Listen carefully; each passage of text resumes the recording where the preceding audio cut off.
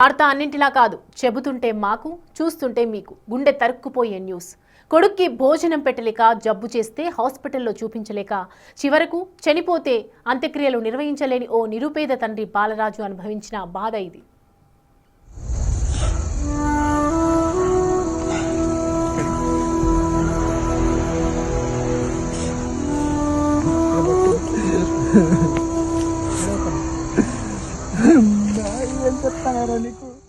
మీరు చూస్తున్నది మహబూబ్ నగర్ శ్మశానం. సమయం రాత్రి 8 గంటలు.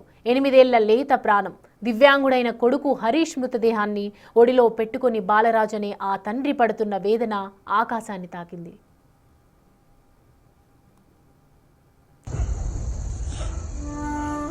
బాలరాజు ఒకప్పుడు పత్తి మిల్లులో పనిచేసేవాడు.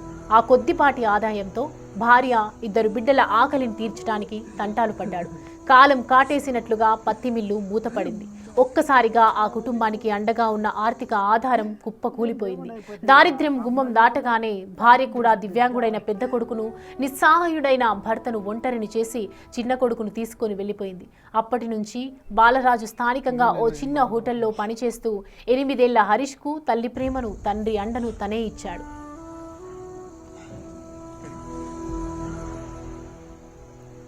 పేదరికాన్ని జయించడానికి బాలరాజు ఎంత ప్రయత్నించినా విధి అతన్ని వదలలేదు.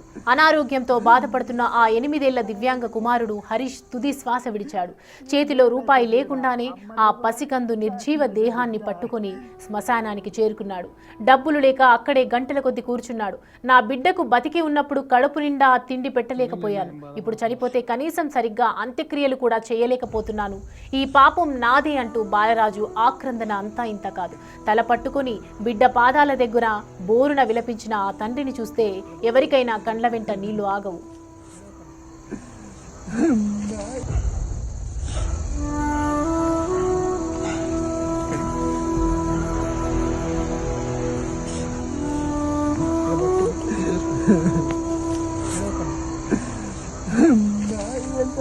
నీకు ఏం లేకుండా అయిపోతుందిరా, అమ్మ లేకుండా నాశనం చేసే బిడ్డ.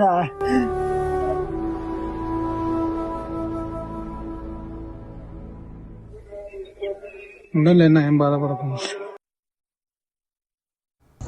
బాలరాజు బాధను గమనించిన కొందరు స్థానికులు జడ్చర్లకు చెందిన విఆర్ స్వచ్ఛంద సంస్థ ప్రతినిధులకు సమాచారం ఇచ్చారు. సంస్థ ప్రతినిధి ప్రవీణ్ వాలంటీర్లతో సాయంత్రం 7 గంటలకు చేరుకొని పొక్లెయిన్తో గుంత తీయించి ఖననం చేశారు. ఏం లేకుండా అయిపోతుందిరా, అమ్మ లేకుండా నాశనం చేసే బిడ్డ. ఈ విషాద ఘటనలో మరో దారుణం ఏంటంటే ఆ తండ్రి కొడుకులు భోజనం చేయకుండా 4 రోజులుగా నీళ్లు మాత్రమే తాగి కడుపు నింపుకోవటం.